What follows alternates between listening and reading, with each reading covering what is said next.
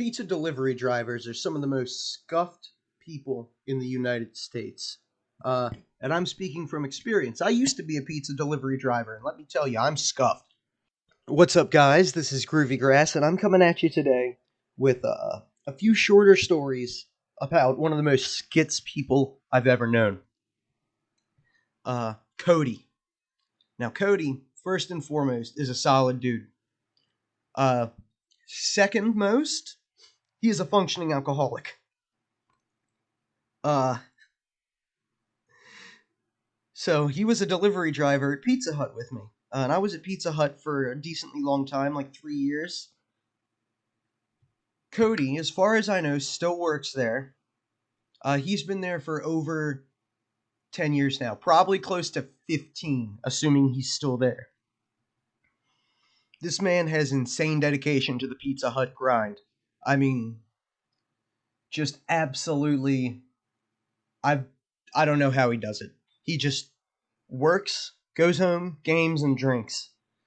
And yeah, there were multiple occasions where Cody would be drinking on the job as a driver. So many that they all kind of blend together. Usually on slower days, he'd go across to the liquor store and pick up a Yingling, a case of them.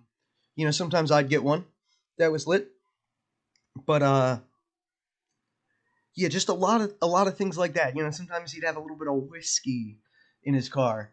He never really smoked weed that much. Like he did a little bit, but definitely booze was his drug of choice. And let me tell you, he loved his ass some Yingling. I've never met a person more enthusiastic about such a mediocre beer. I mean, sorry, Yingling fans. It was all right. I don't drink anymore. It was all right. PBR for life, dog. PBR for life. Even as a non-alcoholic, or even as a non-alcohol consumer. But yeah, Cody was nuts. He was really efficient, kind of an asshole. He and I were friends, but he had the capacity to be an asshole for sure. But nice dude though. Super dedicated to just the job and the grind. All he would do is just show up and work, do what was needed, and fucking leave. He was awesome. But one particular story that I do remember was 4th of July 2020. Now, it was exceptionally slow that day. I ended up leaving like an hour and a half, 2 hours early. It was that slow. Now, that's not really surprising because, usually 4th of July's at any pizza place are fucking insane. That Pizza Hut is no exception. But, it was 2020, so there were COVID restrictions. So, dead fucking slow. Like, nobody was ordering pizza, nobody was out. I don't even think there were fireworks in our area. Or if there were, it was, like, very limited.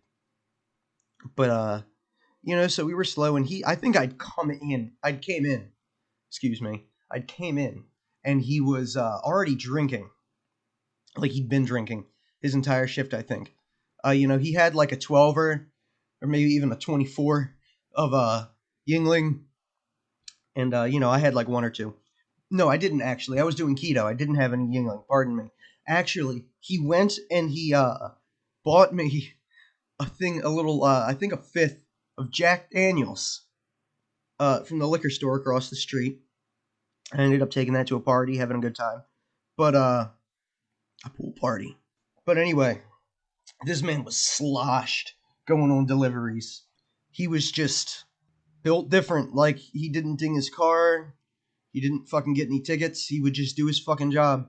He didn't even seem that drunk, but he could have been, like, sloshed. Kind of sad, but, I mean, hey, he's alive. Probably not much further past 60, but he's alive. Yeah. Solid dude. He would drive drunk a lot. Short story. There were a lot of other drivers there that couldn't handle their substances, but he could. It's kind of anecdotal, but sober, he hit a deer and replaced his car with the exact same car. He was definitely a creature of habit. He worked at Pizza Hut, he drank Yingling, and he drove a Kia. Overall, legendary dude. And yeah, see you when I'm looking at you. Peace out.